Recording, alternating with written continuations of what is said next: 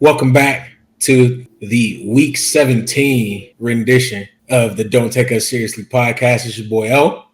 I'm DJ. And man, we cooked up some hot shit this week. Just want y'all boys to know. So this is kind of like a bit of a recap to an extent, but more so a QB evaluation. The name of the topic this week is to QB or not to QB. And I know some of y'all may or may not find that funny, but boy, it's some serious stuff going on this year. Every year teams have the hope of, oh, we got that guy in the free agency, or we drafted that guy. We get to week one and everything happens. And we realize, the Russell Wilsons are not Russell Wilson anymore. But we don't want to tip our hat though, and we ain't gonna tip our hat quite yet because the season starts. And then when the season starts, we start to see more and more these teams. They're not doing what they thought they was gonna do.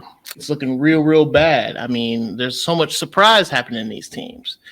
QBs get benched, coaches get fired, inner turmoil starts to set in. And before you know it, players is looking around, and it's look like Raccoon City and Resident Evil. It's just a desolate land in here. It's just a lawless land now. Yeah, it becomes the Wild West, and so we got 4 different little categories for y'all. But for this week, we only gonna go through 2. And if y'all like what we got and y'all loving the content and material, don't forget to like, share, and subscribe, and check us back out next week to see the other 2 topics.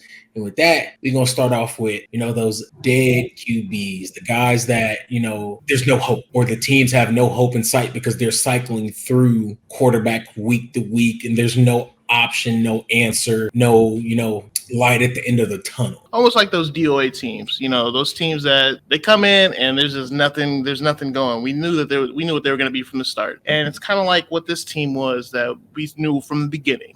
Our first team, the Texans. Boy, oh boy, these Texans, they were a sight to see and a sight not to see. I'm telling you, it was all bad just from the beginning. I mean, from all the way back in 2021 and 2022 with Deshaun Watson, it was bad. I mean, they tried to make something happen with him, and he was performing out there. They took pieces away from him. Coach ended up getting fired. They ended up trading more pieces away, and before you know it, he ended up saying, nah, I ain't going out there. I'm done. And then before you knew it, he had a whole allegation on his hands. They were still trying to get him to play, to force the hand, the NFL to actually suspend him or to do whatever they're going to do with him. But even David Culley couldn't get that done. So, try to get a guy to try to convince him to get to play. That didn't work. So then they just kept on going. And now they've got Davis Mills. Oh, I know you got something to say about Davis Mills. Davis Mills, everybody give Davis Mills a bad rap. And I do agree that, he belongs in this category because he's at best just a bridge quarterback, a guy to get you to your next guy. But we'll never see, all bridges crumble. And some bridges crumble faster than others when, the shit that's holding them together dust. But with that, the next team, and this is the team that I was very high on in the preseason. I even, had hope for him coming through week 1 and week 2, and it just didn't pan out. The Colts. I thought, that Matt Ryan, who didn't have such a bad year last year at Atlanta, could come in and spark something in an offense that was already well put together, regardless of, left tackle retiring. The offensive line played to par last season. The best running back arguably in the league, up-and-coming Michael Pittman, a healthy receiver core, and a top-5 defense couldn't mask the subpar performance of Matt Ryan. And then not to mention the firing of your head coach to go hire Jeff Saturday from an ESPN studio who hasn't coached anything significant or of relevance. Not to say that, the outcome that he's doing is to be expected or unexpected, but Jesus Christ, there's just no way to patchwork what is going on in Indy right now. I mean, let's be honest. We thought that Matt Ryan coming to the Colts was going to be a scenario where it'll be serviceable. There could be something there. Looked like it turned out that Matt Ryan was the zombie of Matt Ryan. There was nothing out there. He was absolutely a shell of himself. He was a stuffed shirt out there. They would have been better off putting a helmet under center instead of having him out there. It's pretty abysmal now. Jim Irsay and that Coke must be getting along, hand to hand, bro. I don't know, dog. Like his decision making is just not getting better. I don't know what to say. I have nothing to defend it. That dealer really must have a latch on him, because it seems like every time he takes another line or gets another hit of that coke, it just seems like he makes another bad decision. You know, he don't get a line for Andrew Luck. Hits another line. That's a bad decision. Goes ahead and tries to go get Matt Ryan. Hits another line. That's a bad decision. It's like, what you gonna do, man? I mean, one more. Then you turn around and go get Jeff Saturday. That's another bad one. Like, come on, man. This isn't working. And I'll give him a break on the Andrew Luck to an extent, because Andrew Luck chose to retire, because I also won't give him a break though, because he didn't give him the tools he needed and then decided to go get the tools he needed after Andrew Luck was already gone. That coach got to be great. But because even though they went and got Jeff Saturday, the weekends, everybody wasn't working for the weekends, because no Colts fans wanted to watch Jeff Saturdays on Sundays, because he just messed around and blew out the whole weekend, because Saturday was terrible. I mean, he won his first one and then lost his next 6. I just want to put that out there. So, hey, the Colts quarterback, they got nothing. They got no quarterback or no coach. Yeah, but what about your boy Russ, man? You was caping for Russ, wasn't you? You said this was the perfect situation, right? I was thinking that at least it could be better than this. I mean, come on, no, nobody could expect this. I mean, a Hall of Fame looking quarterback turns around and is terrible. Like, who was expecting this? But you know what, Pete Carroll, I give you a ton of credit, because you protected this man. You hid him from this the entire time with a good run game, with a great defense. Richard Sherman and all them comments, he wasn't wrong after all. He was real dead on. Hey, Pete Carroll was out here playing Drake. I'm not hiding my kid from the world. I'm hiding the world from my kid. He was out here to puppeteer.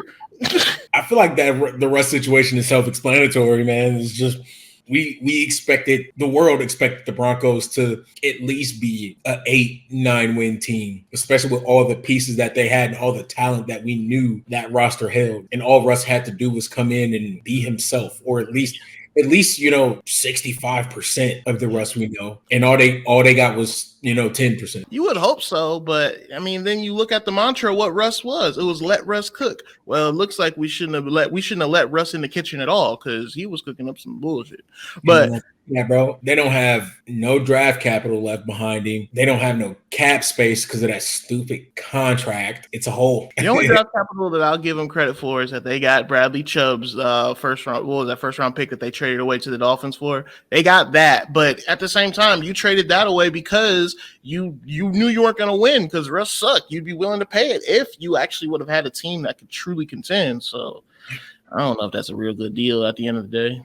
That boy Zach Wilson and them fucking Jets. It's, as a Patriots fan, it's always good to rag on them bum ass boys.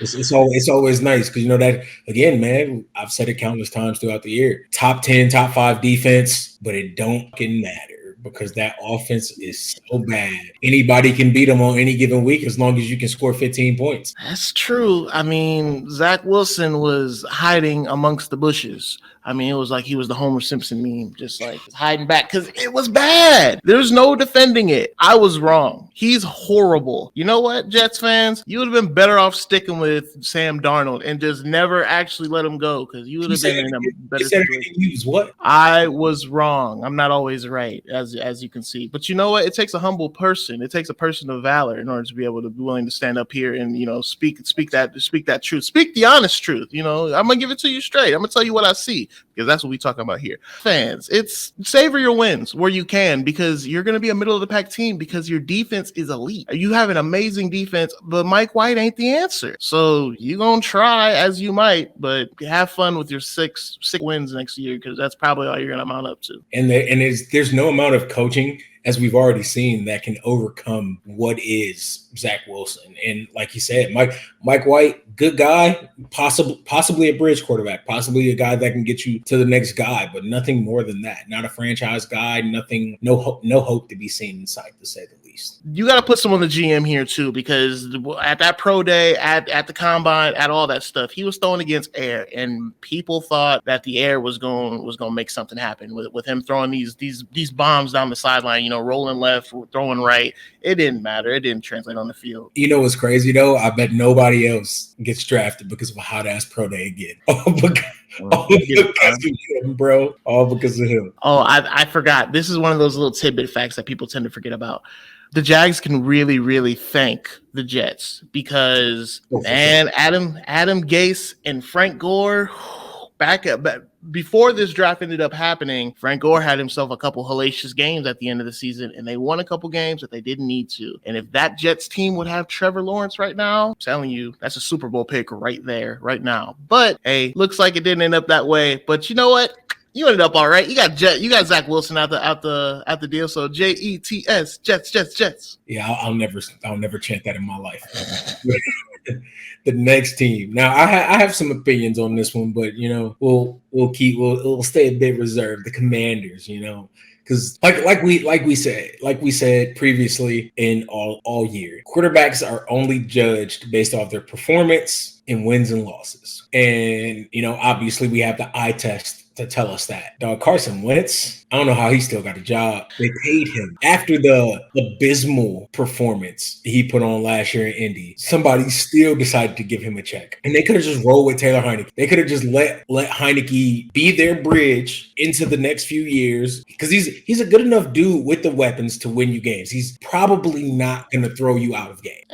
I'm not saying he ain't no franchise dude. He's not. I wouldn't draft him. But if I'm looking and I say, I need a guy that will keep us in games and not necessarily throw us out as long as the talent on our team prevails. And they got the talent. They got plenty of talent. But you know what else they got? On top of that, let's not forget the organizational problems. Do I think Taylor Heinicke's all right? He's all right. About as all right as Davis Mills. It doesn't matter. Even though they're in two different situations, it doesn't change the fact that he still has insurmountable circumstances. But you know what else they got? They got two quarterbacks that also both fall into this category because both of them are dead. Neither of them were going to pull them out of this and on to the next round. So it's looking like, although you got a good coach in Ron Rivera, he might get fired just because you got a crazy owner, that's up there. That's a authoritarian, like he's a totalitarian. The owner at the end of the year. Let's hope not. But even still, like whether it's Heinicke or Wentz, you can crack the Heinicke, or you can go ahead and you can roll Wentz out there. Either way it goes, it wasn't going to work because neither of them are franchise quarterbacks. Neither of them are guys that are going to get it done. And what Wentz go out there and do, because he's got the talent, that he's got the talent that everybody sees and everything, and you can't deny it in practice because he's a big 6'4", he's throwing missiles in practice. Well, he's going to throw boneheaded missiles in the game because he can't do nothing. He does exactly what you expect when there's expectations to him, and he just sucks. Plays terrible. He throws picks, ruins playoff chances, and then, when your best option is, retired now and Alex Smith because of a gruesome injury, looks like ain't nobody coming down that tunnel to fix this team for next year at all. It's rough seas for sure. It definitely is. But I got a next one for you, though. This is a favorite of yours, so let me go ahead and take this one from you. The Falcons. Man, oh man, the Atlanta Falcons. They've been trying to make something happen. They've been trying to make it work.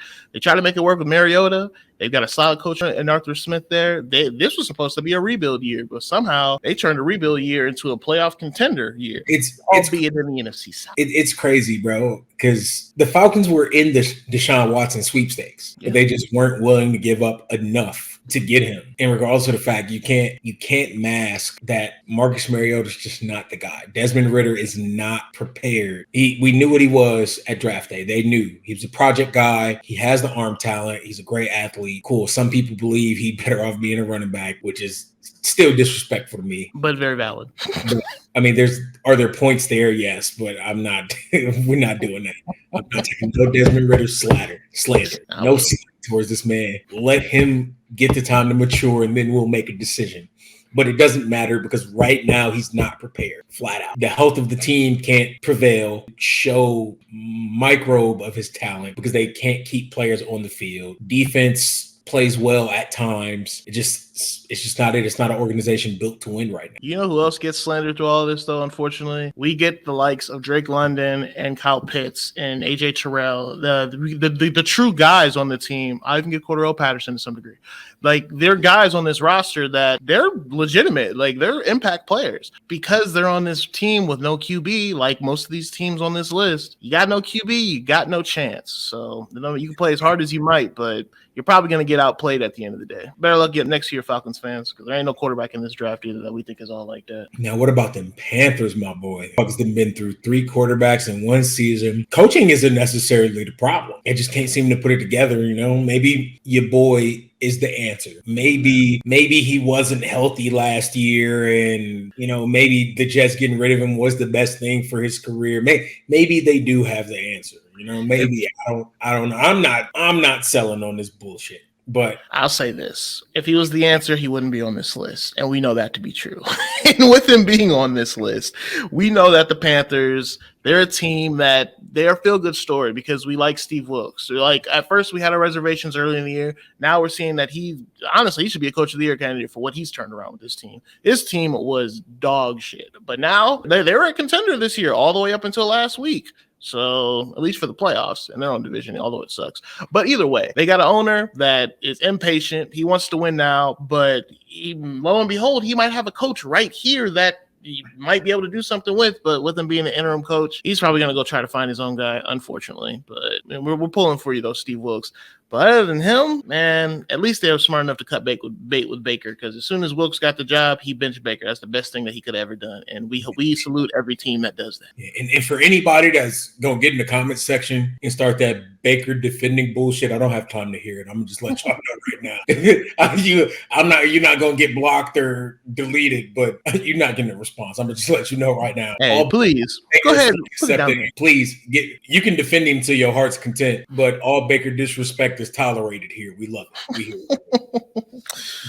Another quarterback that's been getting disrespected, and it's been a little bit intolerable lately, is Derek Carr with the Raiders. So this man just turned around and went and got benched for the young Jarrett Stidham, the retread from the Patriots. But man, there's just too much turmoil that's going on with this team. This don't make no sense. It's crazy. Like, this is a team that they went through so much. They've had so much ups and downs, and just during his tenure there. I mean, from having a racist coach to turn around to having a player ended up, a first round pick, a wide receiver, ended up going to jail for a DUI and for a homicide in that situation, a vehicular homicide. And then you go ahead and look at all these other things that have been going with from the coordinators to trading his talent to trading his number one wide receivers. It's like, when's enough for a guy? Hey man, they went and got Devontae Adams though. You know what more do you need than Darren Waller and Devontae Adams? But then he ends up getting benched first year in the offense. But hey, he's the play is in the numbers. Jarrett Stidham had a better game in one game than he had all year. I'm not here to defend the man. I'm just here to say he's in this bottom tier, and it's because of the production. So hey, but welcome to the club. The question that lies for Derek Carr though is, at this point, is he the problem, or is the continuum of bullshit going on in the organization holding him back? Probably a combination of both, but what I can tell you is we know how valuable Jarrett Stidham was at the Patriots, because they went and drafted Mac Jones, who, he's okay. And if you are willing to cast away Stidham for Mac, what does that say about Stidham?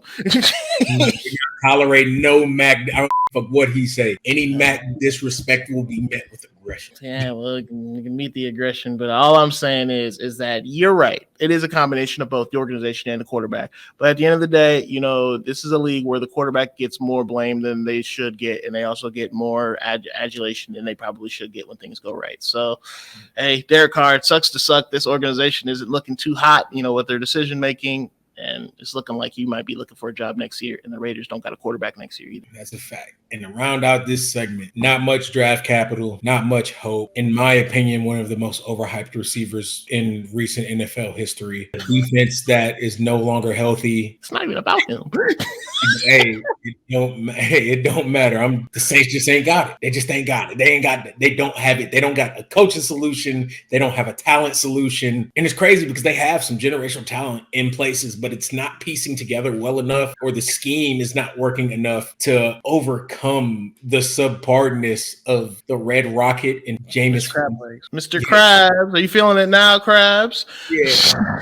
There's just not enough. There isn't. We've seen worse quarterbacks play with worse weapons and perform at a higher level. It's amazing to see what is going on in New Orleans. And I'm not a Saints fan, but this is just abysmal, bro. This is just it's appalling. Contracts of Marshawn Lattimore and Cam Jordan, who so far stellar careers, are being overshadowed by extremely mediocre quarterback play and offensive output week to week. And it's abysmal. And they drafted Taysom Hill, thought he could potentially be the answer. Went away from Taysom Hill immediately to go get Jameis Winston. Jameis went down, still didn't play Taysom Hill, went to go get the Red Rocket. I'm just glad that you mentioned Taysom Hill because I definitely wanted to mention that man right there because he is Tim Tebow 2.0, and Tim Tebow and Red Rifle and Mr. Crab Legs, that equals no quarterback. So sorry, Saints, it's going to be the Aints for you for the next year because there ain't no quarterback that's looking to come here. This team isn't really prepared for anything. They got a solid defense.